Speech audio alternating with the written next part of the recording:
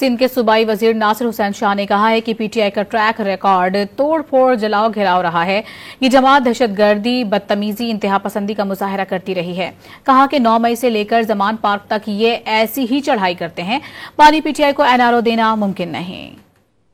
जो track record रहा है पीटीआई का, उसमें हमेशा तोड़ फोड़, जलाओ घिराव, दहशतगर्दी, इंतहा पसंदी, बदतमीजी का मुजाहरा किया गया।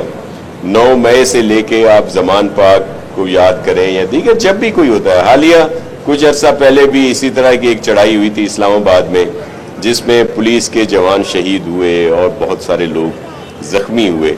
आज ज़रूरत किस बात की है? देखें, जो उनका मुतालबा है कि खान साहब को फौरी रहा किया जाए, जो एनआरओ वो मांग रहे हैं, वो ऐसे मुमकिन नहीं है। वो अदालतों का काम है और अदालतें अपना काम कर रही हैं। हालिया 2 दिन पहले, 3 दिन पहले खान साहब को रिलीफ मिला है, उनको जमानत हुई है एक केस में।